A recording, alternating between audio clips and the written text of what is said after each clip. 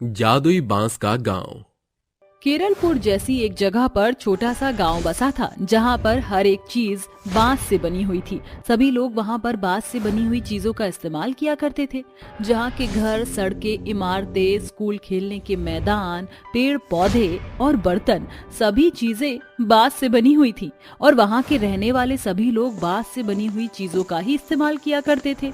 उस गांव के सभी लोग आपस में हंसी खुशी रहा करते थे। लेकिन कुछ कंस्ट्रक्शन के लोग उस गांव में आते हैं और बांस से बने हुए गांव में रहने वाले सभी लोगों से कहते हैं, देखो, यहाँ से जितनी जल्दी हो सके इस जगह को खाली कर दो। हमारे पास ऊपर से ऑर्डर आया है कि हमें इस जगह को तोड़कर यहाँ पर बहुत बड़ी बड़ी ईंटों की इमारतें बनानी है। अगर तुम लोगों ने हमारी कहने पर इस जगह को खाली नहीं किया तो हम तुम्हें 7 दिन की मोहलत देते हैं। हम 7 दिन बाद इस जगह के ऊपर बुलडोजर चलवा देंगे। उसके बाद ना रहेगा बांस, ना बजेगी बांसुरी। तभी वहाँ के सभी लोग उन लोगों की बातें सुनकर उनके ऊपर जोर जोर से हंसने लगते हैं। अरे तुम्हें क्या लगता है कि तुम हमें यहाँ से जगह खाली करने के लिए कहोगे और हम बहुत जल्दी यहाँ से जगह खाली करके चले जाएंगे? अरे यहाँ तो हम पैदाइशी रह रहे हैं। ये हमारा गांव है और ये गांव बांस से बना है। तुम चाहे जितनी भी कोशिश कर लो, ये नहीं टूटेगा। हमारा गांव बांस का गांव ही रहेगा। तुम चाहे कितना भी इसे तोड़ने की मेहनत कर लो, लेकिन तुम्हें यहाँ कुछ नहीं मिलेगा। इसलिए समझदारी यही है कि तुम यहाँ से चले जाओ, नहीं तो हमारी देवी नाराज हो जाएगी। देखो, हमारे पास ऑर्डर आए हुए हैं। तुम लोग यहाँ से जितनी जल्दी हो सके इस जगह को खाली कर दो। यहाँ बांस का अब कुछ भी नहीं बचने वाला। रुपेश और धर्मेश दोनों ही वहाँ से चले जाते हैं, जिसके बाद गांव के सभी लोग आपस में बात करने लगते हैं। अरे, इन लोगों की धमकी से हम नहीं डरने वाले। हम यहाँ इस गांव में रहते हैं और बांस का व्यापार करते हैं। ये लोग हमें इस गांव से नहीं निकाल सकते। अगर उन्होंने बांस के गांव को तोड़ दिया तो हम लोग कहाँ जाएंगे और व्यापार कैसे करेंगे? इस बांस के गांव की चिंता करने की तो हमें कोई जरूरत ही नहीं है। तुम लोग भूल गए हो, ये बात कोई मामूली बात नहीं है। ये जादुई बांस का गांव है जो हमें वरदान के रूप में एक देवी माँ ने दिया था। चलो, चिंता करने की कोई बात नहीं है। हम लोग अपना आराम से रहेंगे और इस बांस के गांव को छोड़कर कहीं नहीं जाएंगे। अगर कोई भी संकट आता है तो देवी माँ हमें खुद बचा लेंगी। गांव के सभी लोग खुशी खुशी अपने घरों में चले जाते हैं और अपने कामों में लग जाते हैं। ऐसे ही धीरे धीरे पूरा 1 हफ्ता बीत जाता है और 1 हफ्ते के बाद कंस्ट्रक्शन वाले बांस के बने हुए गांव को तोड़ने के लिए आ जाते हैं। हमने तुम्हें 1 हफ्ते का टाइम दिया था, लेकिन तुम लोगों ने हमारी एक नहीं सुनी। अब तुम लोग यहाँ से कहीं जाओ या ना जाओ, हम इस बांस के बने हुए गांव के ऊपर हमारे सरकारी बुलडोजर चलवा कर ही रहे हैं। रुपेश और धर्मेश दोनों अपने लोगों को इशारा कर देते हैं, जिसके बाद वहां खड़े 3 बुलडोजर बांस के बने हुए पूरे गांव में अपना बुलडोजर चलाना शुरू कर देते हैं। लेकिन उनके बुलडोजर चलाने के बावजूद भी कोई फायदा नहीं होता, क्योंकि बांस से बने हुए गांव का एक भी बांस टूटता ही नहीं है। वो जैसा है वैसा का वैसा ही रहता है। ऐसा कैसे हो सकता है? मुझे तो यकीन ही नहीं हो रहा। इस बांस के बने गांव में बुलडोजर चलाने के बाद भी ये बांस टूट क्यों नहीं रहा है? ऐसे तो काम नहीं बनने वाला। हमें एक एक करके बांस से बनी हुई चीजों को बुलडोजर के नीचे रखना होगा। धर्मेश की बात सुनकर वो बांस का सामान उठाते हैं और बुलडोजर के नीचे रखने लगते हैं। तभी रुपेश को एक बच्चा बांस से बने हुए हेलीकॉप्टर से खेलता हुआ नजर आता है। अरे बच्चे, तू अपना ये खिलौना मुझे दे। मैं तेरे इस बांस से बने हुए हेलीकॉप्टर को भी बुलडोजर के नीचे रखूंगा। नहीं नहीं, मैं अपना हेलीकॉप्टर तुम्हें नहीं दूंगा। रुपेश उस बच्चे से जबरदस्ती उसका बांस से बना हुआ हेलीकॉप्टर छीन लेता है, जिसके बाद वह बुलडोजर के नीचे बांस से बने हुए हेलीकॉप्टर को रखता है। लेकिन बुलडोजर चलने के बाद भी उसका बांस से बना हुआ हेलीकॉप्टर टस से मस नहीं होता और वह जैसा था वैसा ही रहता है। आखिर ये सब क्या हो रहा है? मुझे तो कुछ समझ नहीं आ रहा। अगर ऐसे ही चलता रहा तो हम इस बांस के गांव का एक दिन का भी टस से मस नहीं कर पाएंगे। धर्मेश ऐसा कह ही रहा था कि तभी वहां पर एक देवी माँ प्रकट होती हैं और उन दोनों से कहती हैं, ये कोई मामूली गांव नहीं है। ये गांव तो बांस का जादुई गांव है। इस गांव का तुम एक तिनका भी नहीं हिला सकते। बांस तोड़ने की बात तो दूर रही। देवी माँ को देखते ही धर्मेश और रुपेश दोनों ही अचंभित रह जाते हैं और देवी माँ के सामने हाथ जोड़कर खड़े हो जाते हैं। अरे देवी माँ, आप मुझे क्षमा कर दीजिए। हमसे गलती हो गई। हमें नहीं पता था कि यहाँ स्वयं देवी माँ का वास है। ये सब तो ठीक है देवी माँ, लेकिन मुझे ये अभी तक समझ नहीं आया कि ये गांव जादुई क्यों है और आपने इस गांव को जादुई बांस का गांव क्यों बनाया है।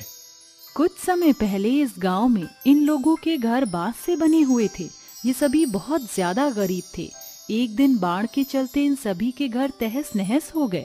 बाढ़ के खत्म होने के बाद इन बेचारे गरीब लोगों ने अपने घरों को बांस की मदद से दोबारा खड़ा करने की कोशिश की, लेकिन ऐसा हो नहीं पाया।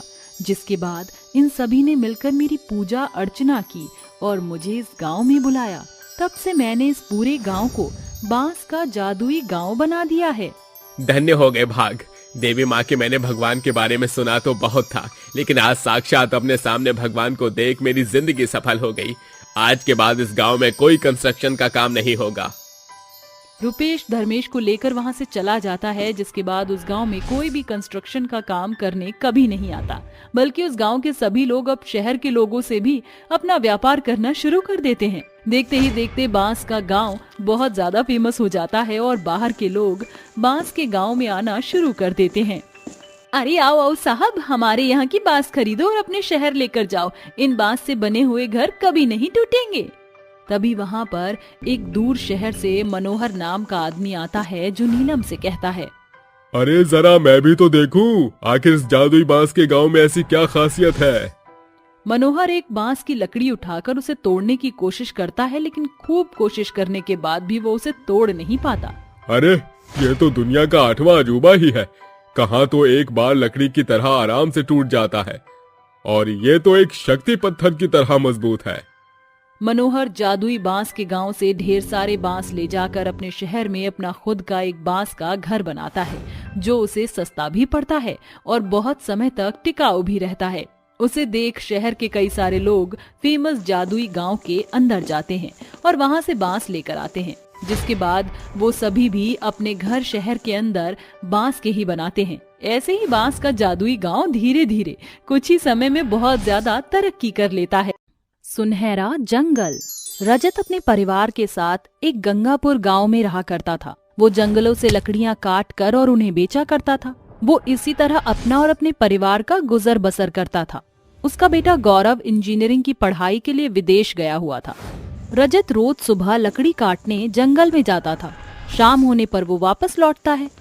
उसकी गैर हाजिरी में उसकी पत्नी सीमा की तबीयत बहुत खराब हो गई थी। वह घर पहुंचकर सीमा को आवाज लगाते हुए बोलता है, सीमा, आज खाने में क्या बनाया है? फटाफट खाना लगा दो, मुझे बहुत जोर से भूख लगी है। मेरी तबीयत ठीक नहीं है और मैं बिस्तर से उठ भी नहीं पा रही हूँ। इस वजह से मैंने खाना नहीं बनाया है। आप मुझे डॉक्टर के पास ले चलिए। अरे क्या हो गया तुम्हें? इतना बोलकर रजत सीमा के सिर पर हाथ रखता है। उसका शरीर भट्टी की तरह तप रहा था। सीमा की सांसें बहुत तेजी से चलने लगी थी। वह अपने सीने पर हाथ रखते हुए हाँफने लगी थी। वो थोड़ी देर बाद बेहोश हो जाती है। रजत जल्द से जल्द उसे हॉस्पिटल लेकर जाता है। डॉक्टर उसका चेकअप करते हुए बोलता है, देखिए, आपकी बीवी की कंडीशन बहुत ज्यादा खराब हो रही है। उनके बचने के चांसेस बहुत कम है, क्योंकि उन्हें सीवियर हार्ट प्रॉब्लम है। अगर जल्द से जल्द इनका ऑपरेशन नहीं किया गया तो ये अपनी जान गंवा बैठेगी। ऑपरेशन का कुल खर्चा 3 लाख रुपए तक पहुंच सकता है। लेकिन डॉक्टर साहब, मैं इतनी बड़ी रकम कहां से लाऊंगा? मैं सिर्फ एक मामूली लकड़हारा हूं। कुछ भी करके आप मेरी पत्नी को बचा लीजिए। पेशेंट की जान बहुत खतरे में है। आप जल्द से जल्द पैसों का बंदोबस्त करिए, तभी हम आगे कुछ कर पाएंगे। उनके लिए स्पेशल डॉक्टर को विदेश से बुलाना पड़ेगा और उनकी फीस बहुत ज्यादा है। ये केस किसी आम डॉक्टर के बस की बात नहीं है। आप मेरी पत्नी को बचाने के लिए भगवान को भी बुला लो, लेकिन मेरी पत्नी को कुछ नहीं होना चाहिए। मैं पैसों का इंतजाम करता हूँ। रजत सोच में पड़ जाता है और वह उदास होकर घर की तरफ जाने लगता है। रास्ते में उसे एक जंगल से होकर जाना था। वो रास्ते में चल ही रहा था कि उसे मंत्रों की जाप की आवाज सुनाई देती है। वो आगे की ओर बढ़ता है और एक बड़ी चट्टान पर किसी साधु महात्मा को तपस्या करते हुए देखकर उन्हें हाथ जोड़कर नमन करता है। लेकिन तभी उसकी नजर उनके आसपास पड़ती है, जहाँ एक सांप उनके कमंडल के इर्द गिर्द घूम रहा था। वह सांप साधु को डसने ही जा रहा था कि तभी रजत सांप को एक टहनी से दूर कर देता है। सांप वहां से भाग जाता है और इन सब के बीच साधु की तपस्या भंग हो जाती है। वह गुस्से में रजत को बोलते हैं, तुमने मेरी वर्षों की तपस्या भंग कर दी। मैं तुम्हें तुम्हारी इस गलती के लिए कठोर दंड दूंगा। लेकिन बाबा, मैंने आपकी जान बचाई है और आप मुझे ही दंड दे रहे हो। एक सांप आपके आसपास घूम रहा था, आपको डसने वाला था, लेकिन मैंने उसे भगा दिया और आपकी जान बचाई। क्या? मेरी जान बचाई? बेटा, मुझे गलतफहमी हो गई, मुझे माफ करना। मेरी जान बचाने के लिए धन्यवाद। आप धन्यवाद मत कीजिए, आप तो ज्ञानी संत हैं, आपसे कभी भूल नहीं हो सकती। आप मुझे अपना आशीर्वाद दीजिए कि मैं अपनी जिंदगी की मुसीबतों से लड़ सकूं। क्या बात है बेटा, तुम बहुत परेशान लग रहे हो। हाँ महात्मा जी, मेरी पत्नी की तबीयत बहुत खराब है, वो अस्पताल में एडमिट है। मुझे उसके इलाज के लिए 3 लाख रुपए चाहिए, पर मेरे पास इतनी बड़ी रकम नहीं है। मुझे समझ नहीं आ रहा कि मैं अपनी पत्नी की जान कैसे बचाऊं। बेटा, मैं तुम्हारी इस परेशानी का हल बताता हूँ। तुम एक नेक दिल इंसान हो। मैं तुम्हें ऐसी जगह भेजूंगा जहां तुम्हें इतनी सारी दौलत नसीब होगी कि तुम इसका हिसाब नहीं कर पाओगे। तुम सुनहरे जंगल में जाओ और वहां की लकड़ियों को काट कर बेच देना। उससे जो भी पैसा मिले उनका इस्तेमाल अपनी पत्नी के इलाज के खर्च के लिए करना। इतना बोलकर वह साधु वहाँ से चले जाते हैं और उसकी बातों को मानते हुए रजत सुनहरे वनों की ओर रुख करता है। वहाँ जाकर सुनहरे जंगल को देखकर हैरान रह जाता है। उस जंगल में सभी पेड़, फूल, पत्ते, घास, फूस सब कुछ सोने का था। हे भगवान, कहीं मैं सपना तो नहीं देख रहा। इतना सारा सोना! मैं सोने की लकड़ियों को बेचकर बहुत पैसा कमा लूंगा और अपनी पत्नी का इलाज कराऊंगा। उसके मन में अपनी पत्नी को बचाने की एक नई उम्मीद जागती है। वह अपनी कुल्हाड़ी से सोने के पेड़ों को काट कर उन्हें सुनार की दुकान पर बेच देता है। उसे सोने की लकड़ियों की बहुत मोटी कीमत मिलती है, जिसे लेकर वह अस्पताल की ओर जाता है। अस्पताल के काउंटर पर ऑपरेशन के लिए पैसा जमा कराकर रजत डॉक्टर से मिलता है। डॉक्टर ऑपरेशन की जिम्मेदारी लेते हुए बोलता है, आप चिंता मत कीजिए, आपकी पत्नी को कुछ नहीं होगा। मैंने सीनियर डॉक्टर को फोन करके बुला लिया है, वो किसी भी समय आते ही होंगे। उसके बाद हम आपकी पत्नी का ऑपरेशन शुरू करेंगे। आपका बहुत बहुत धन्यवाद डॉक्टर साहब। कुछ ही देर में सीनियर डॉक्टर हॉस्पिटल में आता है और सीमा को ऑपरेशन थिएटर में शिफ्ट करने के लिए कहता है। थोड़ी देर बाद नर्सेज और डॉक्टर मिलकर उसका ऑपरेशन कर देते हैं। ऑपरेशन सक्सेसफुल होने के बाद डॉक्टर रजत को खुशखबरी देता है। कुछ दिनों में ही सीमा एकदम तंदुरुस्त हो जाती है और उसे हॉस्पिटल से छुट्टी भी मिल जाती है। ऑपरेशन के इलाज के बाद भी रजत के पास बहुत सारे पैसे बच गए थे। एक सुबह रजत को उसके बेटे गौरव का विदेश से कॉल आता है। कैसे हो पापा, और माँ कैसी है? बेटा, मैं सही हूँ और तेरी माँ भी ठीक है। पापा, वो कॉलेज की फीस के लिए कुछ पैसे चाहिए थे, आप 2 दिन में भिजवा दीजिए, क्योंकि परसों आखिरी डेट है फीस भरने की। कितनी फीस रह गई है तेरी? पापा, वही कुछ 80,000 रुपए। तू चिंता मत कर, मैं कल ही तेरे अकाउंट में पैसे भिजवा देता हूँ। बस तू अपना मन लगाकर अच्छे नंबरों से पास होना और इंजीनियर बनकर यहाँ आना। तेरी माँ बहुत खुश होगी। हाँ पापा, बस मैं 3 महीने बाद वापस घर लौट रहा हूँ। अच्छा, मैं फोन रखता हूँ। आप पापा, मेरी क्लास का समय हो रहा है। ठीक है।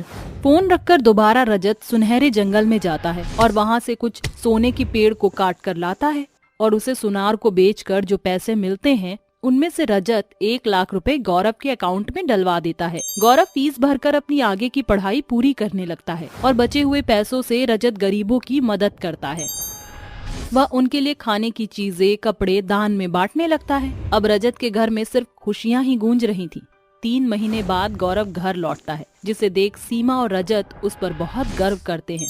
रजत हमेशा उस साधु महात्मा और सुनहरे जंगल का शुक्रिया अदा करता है, क्योंकि अगर आज सुनहरा जंगल ना होता तो आज सीमा उसके साथ ना होती और उसका बेटा आज इंजीनियर ना बनता। अब रजत खुशी खुशी अपनी आगे की जिंदगी बिताता है।